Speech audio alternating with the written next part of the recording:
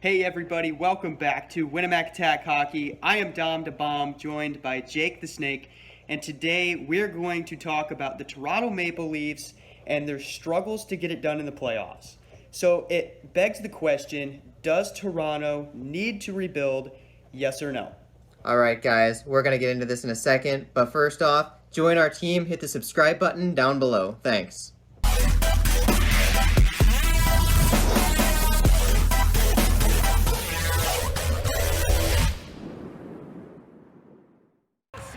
All right, everybody, let's get to this. The Toronto Maple Leafs, as everybody knows, have been struggling in the playoffs in the recent past, and boy did it show against Montreal. They had a 3-1 series lead. They just needed one more game to advance to the second round, and they couldn't do it. Austin Matthews struggled in the playoffs, and so did the rest of the stars on that team. So here we go. The questions are starting. Does Toronto need to rebuild with the cap issue they're in and everything? Everyone's questioning it, and the GM's under a lot of pressure right now. But Jake, let's talk about the talent of the team first. The Toronto Maple Leafs were great in the regular season, undoubtedly great in the regular season. Do you think talent is an issue for the Toronto Maple Leafs? I don't think that their stars are the problem to begin with, but the money that they're paying those stars is where they run into problems. But even this year, they signed some solid guys to league minimum contracts, like Joe Thornton making $700K to be a solid veteran on that team, guide some of the younger guys. But it's the big names like Matthews making 11.6, Tavares making 11 mil, Nylander making 7 mil, Marner making 11 mil, and what did Marner do in the playoffs? Absolutely nothing. Morgan Riley's on a decent contract, 5 mil. That's solid. Keep him as long as you can. I heard some people saying to get rid of him, that would be terrible. That would make the team fall apart because you're not going to find a replacement for that kind of money. They've got... okay, so let's talk about who they're losing this year. Nick Foligno, he's going to be gone. He was making 5.5 mil, so that money will clear up. Joe Thornton, like I said, he was a good veteran. He'll be gone. Odds are he's not going to sign for league minimum again. Frederik Andersen is a free agent, and Dave Rittich is a free agent. I would imagine they bring back Dave Rittich for about the same 2.75 mil. But Jack Campbell is locked up for another year at 1.65 mil. They went with him in the playoffs, which shows that they trust him as their starter. They'll keep him probably with a Dave Rittich backup unless they go cheaper there because of the cap. But you've also got to try to get rid of TJ Brody, who's locked up until 2024 at $5 million a year. That's a terrible contract. I know they were desperate for defense in the offseason, but when you're paying your stars, $33 million for your top line, you can't give that kind of money away.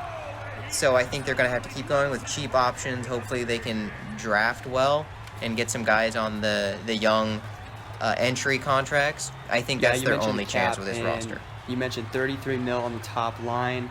If you include the top defender making 5 mil and Brody making 5 mil and Nylander, I mean, you're pushing 50 million in cap space right there, and the league is at, 82, 84, something like that?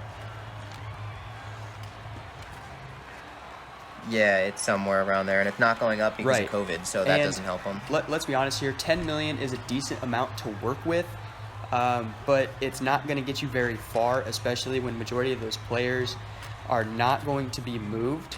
I guess, there are some trade rumors going on that Marner could potentially move, but do you know who has the trade clauses out of those guys?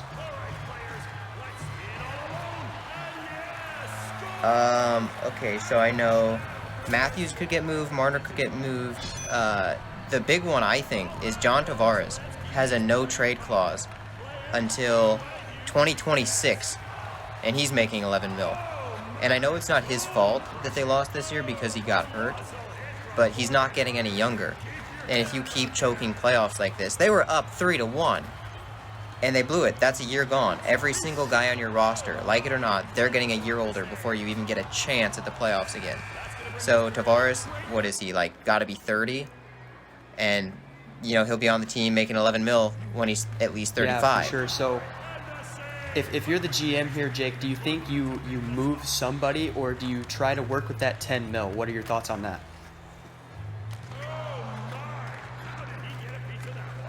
Well, first off, I know it's not their GM Dubas's fault that they're still paying 1.2 mil of Phil Kessel's contract because of what they retained there. But I think if you're him, you're going to have to look at trading maybe Nylander. He could get moved. He's making 7 mil. And he's good. He's a great player. If there's a team that can put him on the top line, he'll be a star for them. There's no doubt about it. But the Maple Leafs are already paying 11.6 to Matthews, 11 mil to Tavares, and 11 mil to Marner.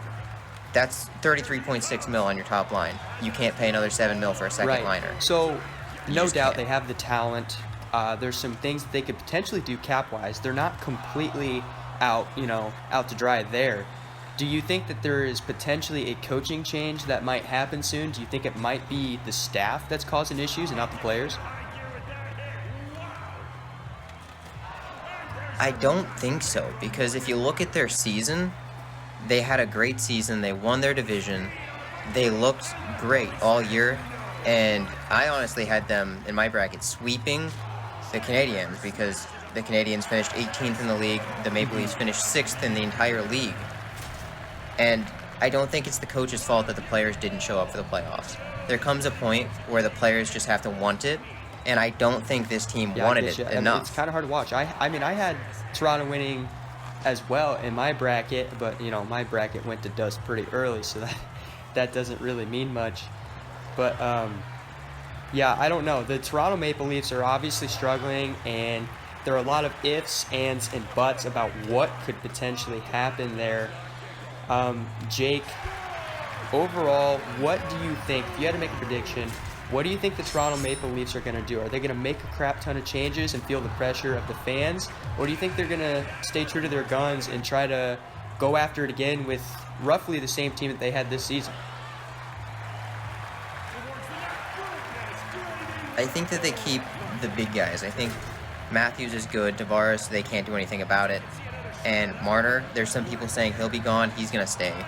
Morgan Riley, I think he stays. I think if they made a move, it's going to be Nylander. It's the only one that makes sense. But Matthews is still young. He's aging now. Like, he's not 18 anymore, but he's developing. He's still young enough to where he's going to be getting better and better. He had a great regular season. And they just need some more poise. When it's playoff time, they have to be able to say, all right, let's show up. It's the playoffs. We have to win this. And the older they get, the better they're going to be at that. The Maple Leafs did just break the record for the longest drought of a Stanley Cup in the league's history with 55 straight years. Jake, tell us a little bit about their past when it comes to success in the playoffs. All right, so we'll go back. The last time they made the playoffs was 2004. So that means you could be, 17 years old if you're a Maple Leafs fan and never have seen your team win the first round? So 2004, they win in 7 games against the Ottawa Senators, just to lose in the second round in 6 games to Philadelphia. 2005 was a lockout. 2006 did not qualify for the playoffs. 2007, 2008, 2009, 2010, 2011, and 2012 did not qualify. 2013, congrats, you made the playoffs, and you lose in 7 games to the Boston Bruins. 2014, 2015, 2016 did not qualify. 2017, welcome back to the playoffs. You lose in 6 games to the Washington Capitals. 2018, you're going to get used to this. Lost in 7 games to the Boston Bruins. 2019, lost in 7 games to the Boston Bruins. 2020 was the play-in round. They played against the Columbus Blue Jackets. It was a best of 5. They lose in 5 games to the Columbus Blue Jackets. And then that brings us to this year. They had a 3-1 lead over the Montreal Canadiens. And they lose in 7 games. It's just, if you're a Leafs fan, I am sorry. For you guys up there in Toronto, Jake, what do you think? I'm sorry, let me rephrase this. If you had to predict when the Maple Leafs will make it out of the first round of the playoffs, do you think they can get it done next season? So you have to think about the Atlantic Division, because they will go back to normal divisions. That's going to be tough. Even the bottom teams like Ottawa. Ottawa had a phenomenal record to finish the year. Like, they probably could have replaced Montreal in the playoffs if we had another 10 games or so. Every team in the Atlantic is getting better, and the Maple Leafs couldn't get it done with this roster. So they don't have the cap space to get better by a lot. So I think they might come in as like a 3 seed or even a wild card seed next year. But I think their years of being the favorite are done. This, with the Canadian division, was their chance to make it past the first round, and they couldn't do it. So my hope for them is history pretty low. Definitely tells the story for the Maple Leafs. However, let's just hope that it's not like the Chicago Cubs, who went 108 years without winning a title. But I'm gonna shed some light on the Toronto fans here. I think Toronto can get it done. I think the players at this point are frustrated with themselves. I think they're the ones to blame for this. Like you said, they had a lot of success. I don't think there's one person in that locker room that can point at somebody else, including the coaches, the staff, the GM. It's on everybody in that organization, and I think that's going to re-humble them. Bold prediction, I think they're going to make it out of the first round of the playoffs next season. I'm calling it right now. Do I think they're going to win the Cup? I don't know. Like you said, their division's tough. The East is tough in general. There's a lot of great teams. So, do they win a Cup next year? I don't personally think so. I don't think they will. I don't think they'll make it to the Stanley Cup Finals. But I do think that they could maybe spice some things up in the playoffs. That's my personal thought. Okay, so all I want to say is there is a whole fan base, maybe even a whole country. I think all of Canada is laughing at you right now, because they've been saying for 17 years now, this is the year. And, it's good for them to hope. Yeah, absolutely. We'll have Only to see what next happens. season is truly going to tell us. And the offseason might give us some insight. But honestly, they had the team this year. Everyone thought they had the team this year. So, honestly, the roster, the regular season doesn't mean much. Once you get into the playoffs, it's a whole different environment, and you got to capitalize right then and there. Yeah, and I think this is, at the very least, the team can take away all the a young learning guys experience that are stars making that 11 million you're talking about. This was definitely a learning experience that they needed to improve their playoff game next season. So, any other thoughts or concerns that you want to bring up before we close out this discussion? The playoffs are still in full swing. Some of the favorites are out, but man, is it still fun hockey to watch. So I'm just excited to see how this thing plays out. Story is going to last the longest. Is it going to be the Montreal Canadiens making a run for it? Is it going to be the underrated Minnesota Wild? I don't know, but it is sure exciting, and my bracket's busted, so I don't even care anymore about that. All right, guys, thank you so much for joining us as we talked about the Toronto Maple Leafs and what we think their future is going to look like, and recapping on their season. We will see you next time on Winnemac Attack Hockey.